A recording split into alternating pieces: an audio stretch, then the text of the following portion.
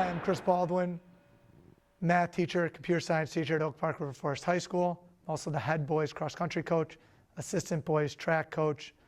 I've been teaching for 16 years, 14 years at OPRF. I've been an assistant track coach with the boys cross country team since 2010, and I took over as head cross country coach in 2015. We have a wide range of ability and a wide range of kids here at Oak Park River Forest High School. We're a big school, and we really try to create a community on our team. Our team has been anywhere from like 70 to 85 kids, and we really try to focus on creating an environment for kids to feel a part of something. As I said earlier, we're a really big school, and it sometimes becomes tough to navigate. We are there for the kids each day, not only in training, but also trying to help them with school, but also socially, emotionally, to help them be successful. Depending on the day, we do a couple of different things. If we do an easy run day, we're just trying to get some movement going for them. What we've done this year, we started in track last year, we split our large group into smaller groups. And each of those groups will run through some warm-up routines. It'll be leg swings, or it'll be like a lunge matrix, trying to get them moving in some different planes. They'll also spend some time rolling if they have any issues in terms of soreness or discomfort, because sometimes it takes a little bit of rehab before you're able to go out and run. So that'll be our routine pretty much every day.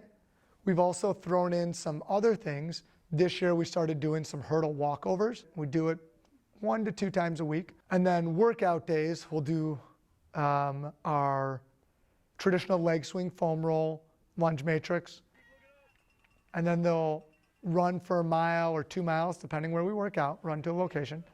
And then we run through a bunch of drills to sort of help with efficiency, mobility, running through range of motions. And then we do some strides just to touch on all the speeds that they're going to use that day. We'll do long runs, we'll do tempo runs, which would be like a 4 or 5 mile run at a prescribed pace. We'll do fartlek runs, which will be shorter time framed runs, like a minute or 2 minutes at a faster pace, and then continuously running like 1 minute on, 3 minutes off for about 5 miles. We do a lot of fartlek and tempo in the summer. We'll also do some runs at particular paces, 3 mile race pace, 2 mile race pace, 1 mile race pace, faster and faster and faster. We try to hit all training speeds throughout the season, and over sort of a 2-week cycle, we want to hit things at our max speed, running as fast as possible. And we also want to hit things at our 3 mile race pace for cross country. The recovery run is an important piece of that, so that your body's recovered. You can't go hard every single day. You got to make sure you're giving your time to heal and recover. And each runner is different. Some people will run faster recoveries, some will run slower. And the older and older you get in our program, the more and more you've run, the more individualized that program becomes. For example, today we had some kids who were doing bike work or elliptical work as their recovery because that's what they felt their body needs.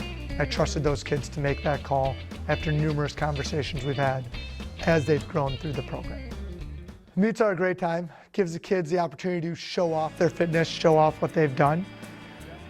A lot of our meets are co-ed, so it'll be a boys race and then a girls race, or a girls race and then a boys race, and there'll be multiple levels. So a majority of meets will have a freshman race or a frosh soft race, and then a varsity race and a JV race. So some meets will have 8 races total, freshman, sophomore, varsity, JV, and that would be 4 for boys, 4 for girls. Some would be only 6. And now we're into the postseason, which are only varsity meets, so there's a boys race and a girls race. And then that ends up some qualifiers depending on that to move on from each race. The races themselves, they're a lot of fun. You got a lot of kids running. You have, some races we go to, there's 800 kids, 900 kids, 1,000 kids in the race. So you're like 500 meters from the start line, and it's just all these kids spread out, rushing down to a point. It's really cool to see. It's really awesome to see the kids and them competing in the race. And as they learn and develop and grow throughout the season, you'll see major progress in times, and that sort of build confidence in kids as they see the work that they've put in and the progress that they've made. It's not always linear though. There's sometimes you get better and then some dips and better, and that consistency of effort is what helps them become a better and better and better runner. The meets are one of the best parts about coaching. The guys will tell you that we're always one of the last teams to leave the meet because after the race, we all huddle up, we debrief, we talk, and the kids love that. It's one of the great things about the community. We celebrate everyone in the race, not just our top 5 or top 7. It's the whole team is what makes us better. We recognize that running is only a small part of their life, and we're just trying to help them become better human beings and really learn and discover a lot about themselves.